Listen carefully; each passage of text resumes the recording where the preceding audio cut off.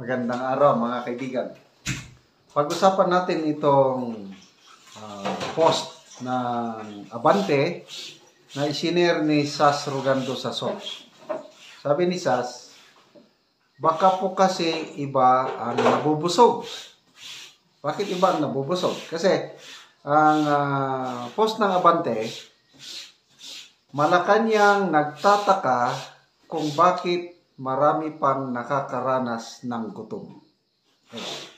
May survey po ang SWS na lalong tumaas ang bilang ng Pilipino na nagugutom itong first quarter of 2025.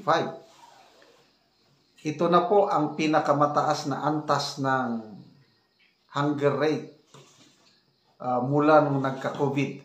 Ang first quarter na survey, 27% ang nagsabi sa mga respondents na nagugutom sila. Mas mataas ito kaysa noong December of 2024, last quarter of 2024, 25% nagsasabing nagugutom. Ngayong first quarter of 2025, tumaas ng 27%.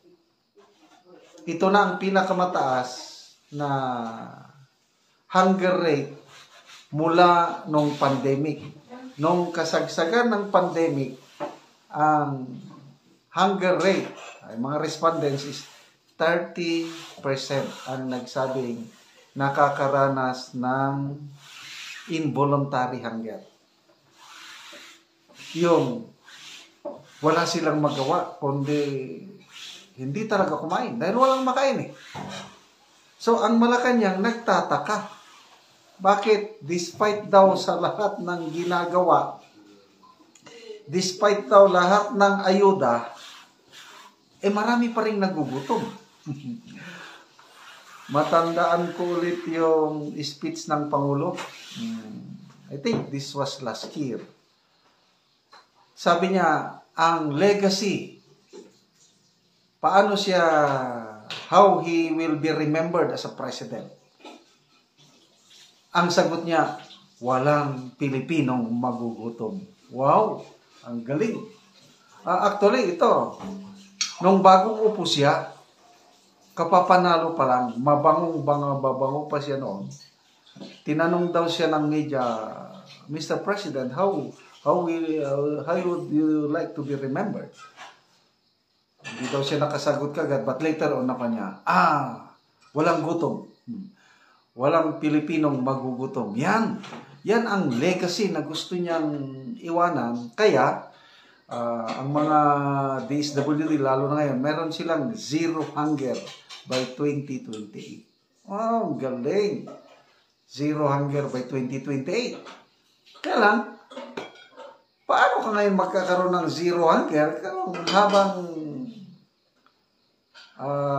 tumatagal ang kanyang presidency, pataas ng pataas ang bilang ng mga Pilipino na nagugutom? Survey ito So, ano bang problema? Okay, so magbasa tayo sa mga comments, Kasi nga, sabi ni Sas, baka po kasi iba ang nabubusog. Example, ayuda. Sinong nagko-control sa pondo ng ayuda? According to Mayor Magalong, mga lawmakers, congressmen, senators, sila ang may control niyan. Ayaw nga nilang ipakita yung listahan, sino yung binibigay. Kaya, valid itong tanong ni Sasaso, baka po kasi iba ang nabubusog. Ano sa tingin nyo? Despite sa billions of ayuda, last year, ang ayuda sa AKAP lang AKAP lang is 26 billion. Ngayon, another 26 billion. Hindi pa kasama yan yung AX, TUPAD, marami, ang daming ayuda eh. Maliban lang sa 4Ps, ang daming ayuda. Kaya tinawag na tayo na Ayuda Nation. So bakit? Nagtataka ang Malacanang. Kami rin nagtataka.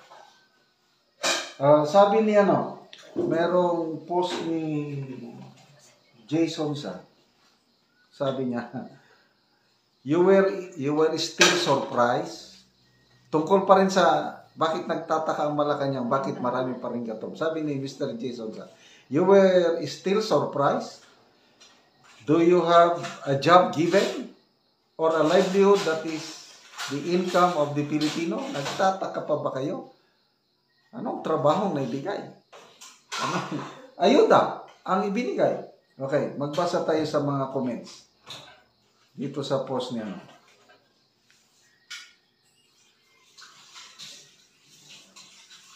Dorena Daot, yung ayuda ninyo, kung sino-sino yung nakuha, sila rin pabalik-balik.